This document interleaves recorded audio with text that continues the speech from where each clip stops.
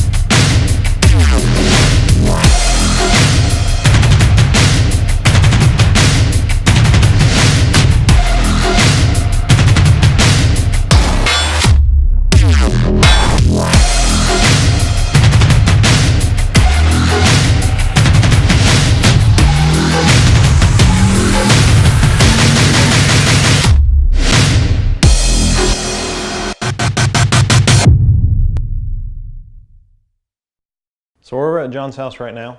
This is his nice reclaimed lumber bar top. He's already actually put all the epoxy coating on top of it to give it a nice level surface as well as sealing it. You can see at the bottom that it's supported by some 2x4s right now. So this is where we're building the legs for this to stand on. So we came to just get a couple finalized measurements so that we can start building the steel legs and get to work.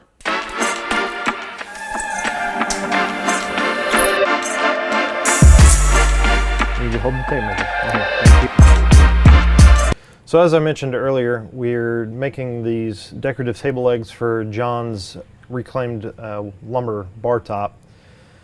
And so we went and got the measurements for the bar top. It's about 117 inches long, 14 inches deep, but it's 4 inches thick. And so we wanted to go with fairly sturdy legs, especially because you don't know if anybody will be leaning on it or not. So we decided to go with rectangular tubing with some nice square tubing crosses in the interior so that we get a nice decorative look. That's going to be good because it's against a nice stark white wall. And so what we did is we did the nice cross, but that's going to present some pretty interesting angles for us to work through. So we're going to start by just doing the entire rectangle of the legs, and then we'll do the cross patterns one at a time. We'll do one full piece, and then the other cross will be broken into two separate pieces.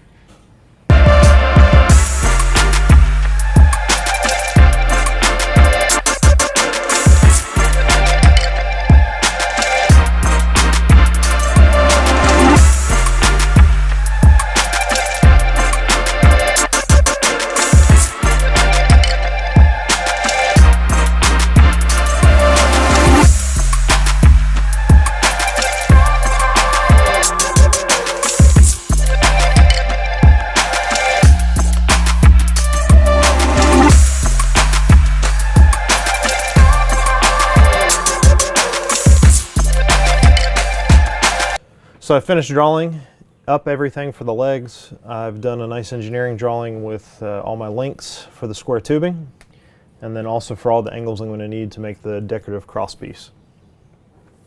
And I guess now I'm going to go to Fab.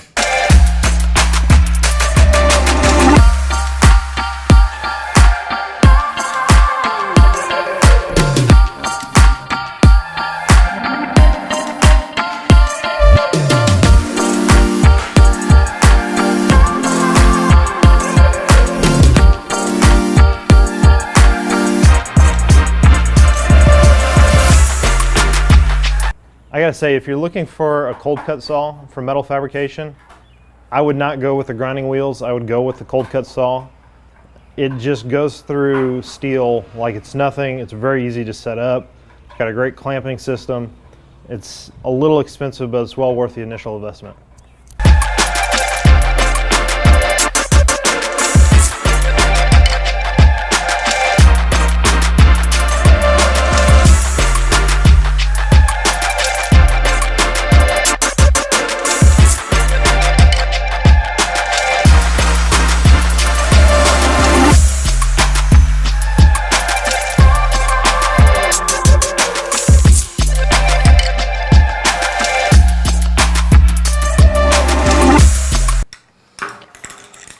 He's just a guy trying to fix the welder so he can.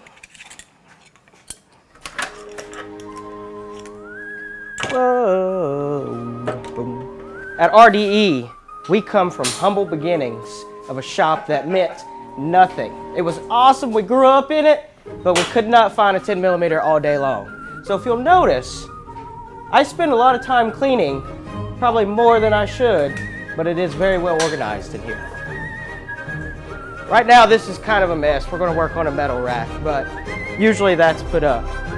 We put efforts towards putting shelving in and keeping it organized, and then a staging area for all the sheet metal material. Everywhere should have something to go.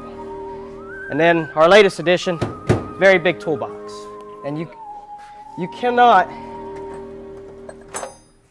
get away from having nice, organized tools. It kills me more than anything to not be able to find a tool when you need it. There's nothing worse than, hey, I need a 10mm. Well, let me search for 10 years to go find one. So, very big toolbox. And then along with it, we have 2 tool carts that we roll around for the job. Keep those organized as well, just for the handy track.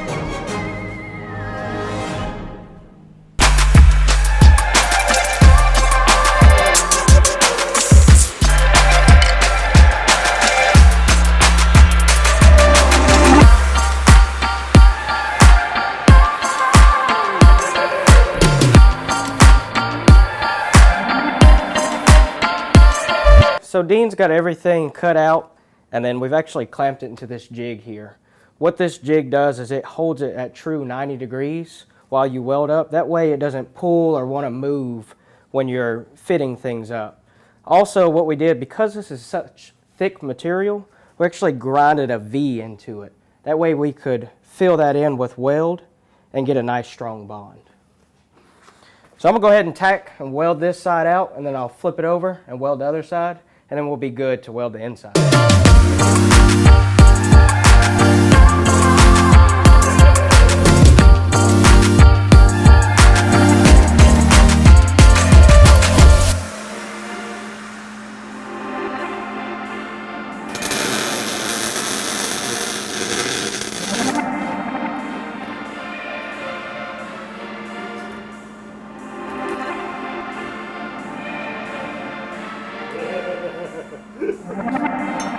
How about we just shoot that again? What happened? When you don't turn your shielding gas on, you get quite a crappy weld. Okay. Go ahead. Or we'll just use that as a mistake.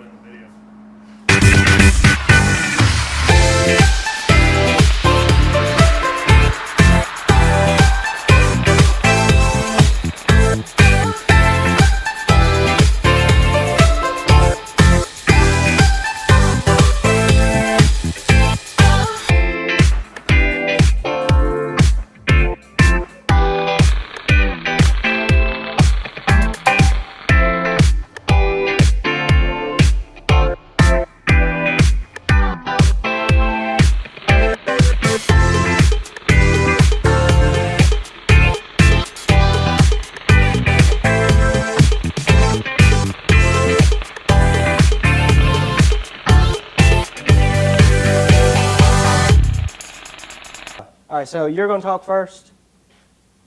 We got them all fitted up, decided to go against the cross bracing, da-da-da-da-da. Yep, sure. Just thought we'd mention. Sure. Or do you want to talk about cross bracing since it was Oh, yeah, I'll talk about the cross bracing. passionate about it? I'll talk about And it. I'll talk about what's left to do. What is left to do?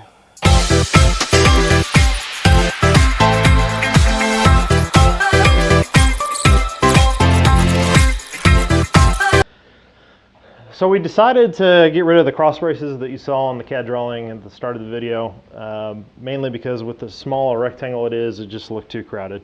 And so John just wanted the simple modern design, especially because his kitchen is a really modern design. So really all we got to finish up is we're going to hit this one with a flapper wheel. You can kind of notice that the finish on it just isn't quite as smooth as this guy, which we've already hit with the flapper wheel, which is the final touch. Then we'll wipe it down, paint it, and get it installed. So we'll go to John's after we get all that done and get it installed, and that'd be about it. Yeah, and please smash that subscribe button, smash that thumbs up button.